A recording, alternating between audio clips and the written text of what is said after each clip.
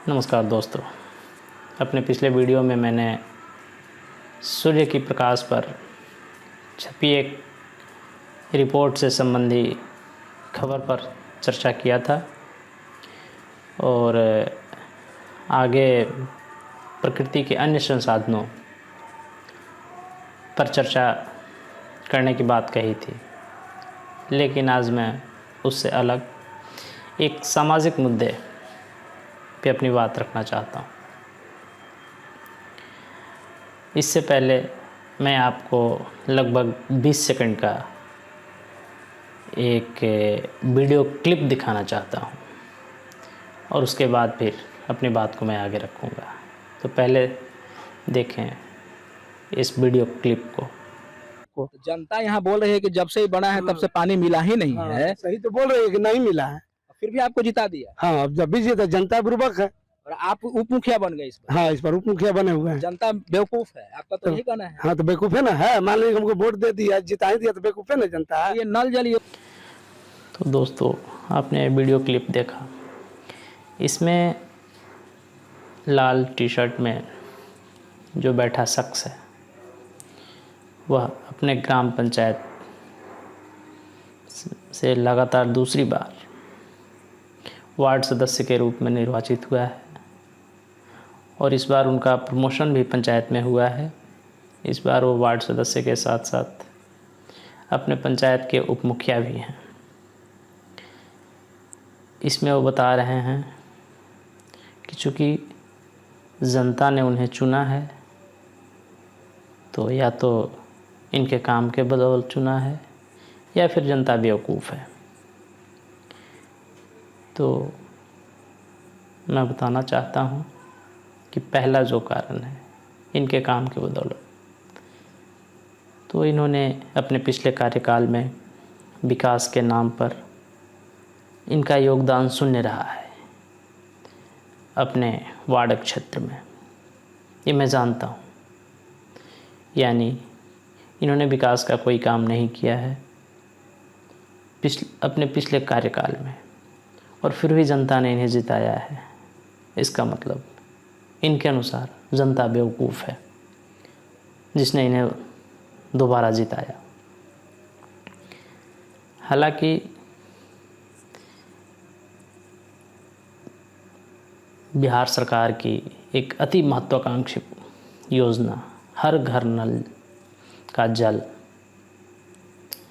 जो कि हालांकि बिहार सरकार तो दावा भी करती है कि सभी घरों में हमने नल का जल पहुंचा दिया, लेकिन ये महानुभाव पटना ज़िले के बिहटा प्रखंड के एक ग्राम पंचायत के वार्ड सदस्य हैं और पटना ज़िले में भी उस पंचायत में उस वार्ड में अभी तक नल जल योजना अधूरी है।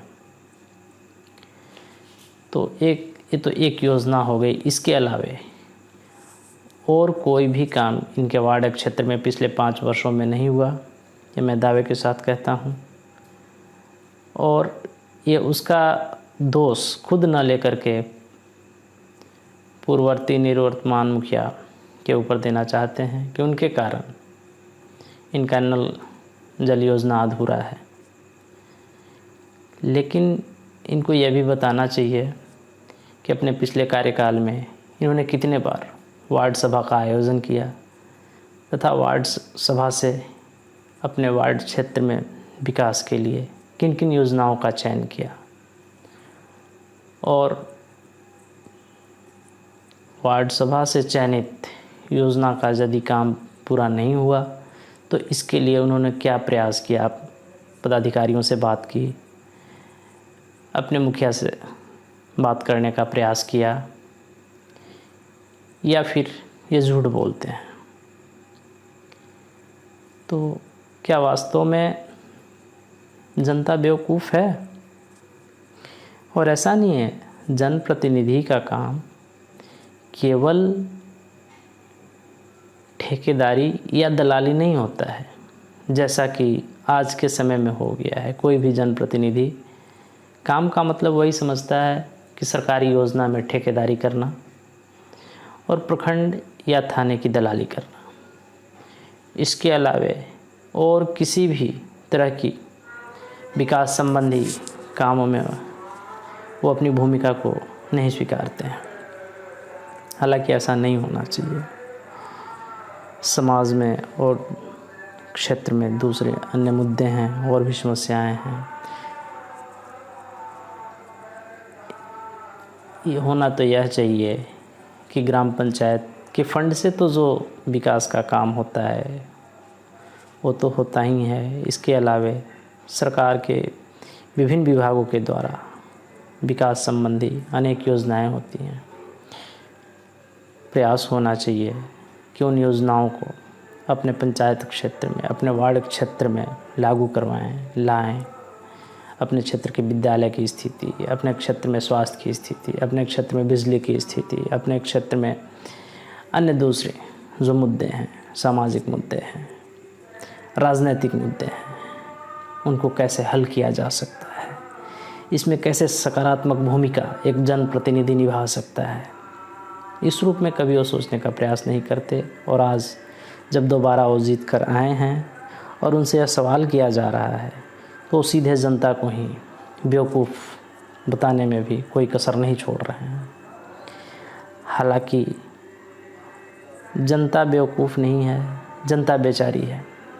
जनता समझ नहीं पाती है लोगों के मंसूबे को। और आज पूरे हिंदुस्तान में, लगभग पूरे हिंदुस्तान में वोटिंग का जो पैटर्न है, जातीय पैटर्न, वर्गवार पैटर्न, उसमें लोग फंस कर रह जाते हैं। अभी एक और वीडियो क्लिप, आप छोटा सा वीडियो क्लिप 3-4 सेकंड का देखें, उसमें आपको पता चलेगा कैसे व्यक्ति कैसे लोगों को जाल में फंसाया होगा वोट लेने के लिए, और फिर कैसे उनको बेवकूफ़ भी बता रहा है। देखते हैं उस वीडियो क्लिप को। तो झूठ न बोला तो सच बोल रहा है। हमरा औकात है, हम कानून जात का आदमी है, हमरा जनसंख्या है, हम बोल लेंगे उसके पास है। देखिए, इस वीडियो क्लिप में वो स्पष्ट कहते हुए सुने जा सकते हैं। उन्होंने अपनी जाति को बताने का प्रयास किया है। प्रयास के स्पष्ट शब्दों में उन्होंने बताया है कि मैं फला जाति से हूँ और बहुत ही कमज़ोर हूँ इस क्षेत्र में।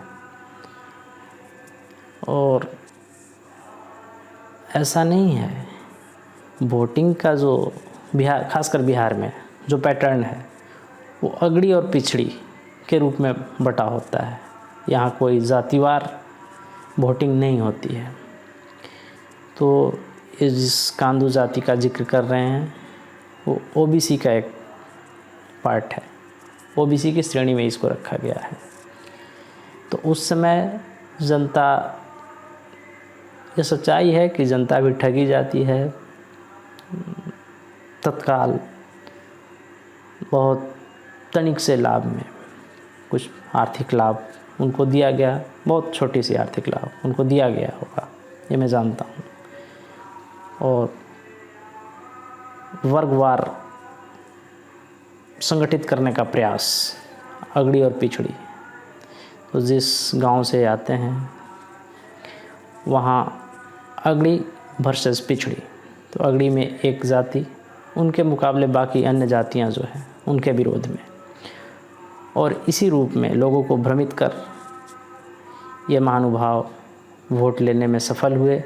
और आज फिर उसी जनता को, जिस जनता ने इनके प्रलोभन में फंस करके, इनके जाल में फंस करके इनको वोट किया, आज उसे कैसे बेवकूफ़ साबित कर रहे हैं। खैर, आगे भी चुनाव होंगे और शायद इस तरह की घटनाओं से जनता सबक सीखेगी और उसमें जो उचित हो सकता है वो आगे अपना निर्णय लेगी। धन्यवाद।